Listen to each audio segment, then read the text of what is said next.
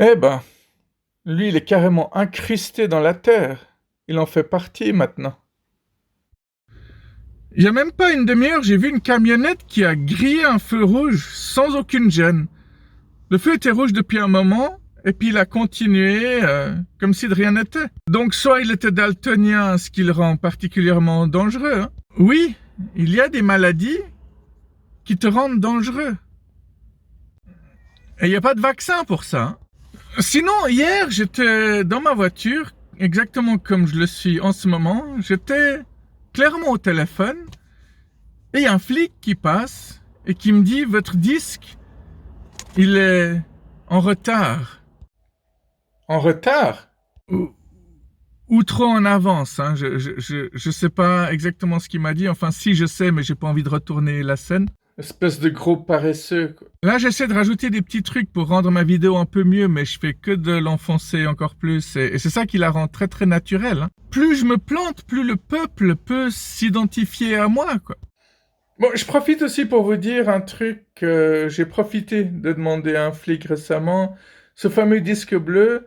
Donc, si on arrive à par exemple 14 heures quelque part, on peut déjà mettre le disque à 14h30. Et une fois qu'on le met à midi, on peut rester jusqu'à 14 heures. Ça veut dire que si on arrive à 11h32, on peut déjà mettre le disque à midi et on peut rester jusqu'à 14h30. Ce qui est une des rares bonnes choses au niveau de la route, dont je me plains tout le temps et dont je n'arrêterai jamais de... Oui, oui, j'ai posé la question à un autre flic, hein, pas celui qui m'a engueulé. L'autre était nettement plus sympa. Oh, tout ça pour dire que les flics sont toujours là pour emmerder. Hein. On devrait avoir envie de leur faire confiance, on devrait se sentir en sécurité, mais que dalle, quoi. Oui, j'avais envie de tourner des scènes dans la forêt. Ça vous dérange ou bien? Je suis revenu chez moi, dans mon lieu natal. Alors, j'ai pas dit mon lieu natal, hein. Là, ce serait vraiment grave si j'avais dit ça. Quand tu penses que... Non, non, coupez, celle-là, on la refait. Hein. Quand tu penses que les enfants aujourd'hui qui naissent, bah, ils croient qu'on a tous des masques et que... Bah, ils savent pas ce que c'est que de pas vivre sans Internet. C'est dramatique.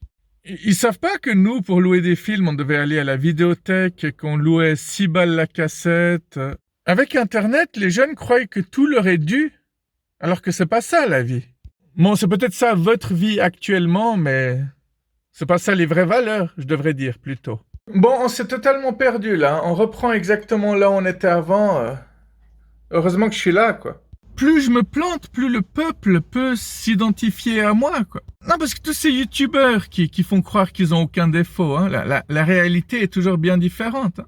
Et pour finir, la dernière chose qui s'est passée il y a à peu près 7 minutes de ça, c'est que j'étais dans cette voiture, en train de faire mes vidéos, et un mec ne m'a pas vu, mais il est allé pisser juste devant ma voiture. Après, quand il a remarqué que j'étais là, j'ai fait semblant d'être au téléphone et j'ai fait comme si j'avais rien vu. Du coup, il a essayé de filer très très discrètement. C'est assez fou en fait les choses que les gens savent sans vous montrer qu'ils le savent. Je suis en train de penser encore à un autre truc, c'est qu'on ne sait pas tout ce qui arrive à votre voiture pendant que vous n'êtes pas là. Vous savez pas si quelqu'un pisse sur votre voiture pendant que vous n'êtes pas là. Vous savez pas si quelqu'un a essayé de braquer votre voiture. Vous savez pas si quelqu'un a heurté votre rétro et qu'il l'a remis après. Peut-être qu'il y a un type qui voulait écrire quelque chose, il n'avait pas d'appui, il n'avait pas de support, il a pris sa feuille, il a écrit sur ta voiture. Il y a peut-être des couples qui ont même copulé sur le capot de ta voiture. Il y a tellement de choses qu'on ne sait pas et qu'on n'imagine même pas et qu'on préférait ne pas savoir en fait. Ceci dit, un jour j'étais en train de conduire et une femme au volant, évidemment, hein, en tant que gros macho, faut quand même que je dise ça comme ça. Elle est passée tellement près de moi que mon rétro est tombé et elle a continué tout droit. Elle s'en est même pas rendue compte. Ça veut dire que son rétro était plus solide que le tien, ce qui fait que ton machisme, il en prend un sacré coup, là. Alors bon, voilà, quoi.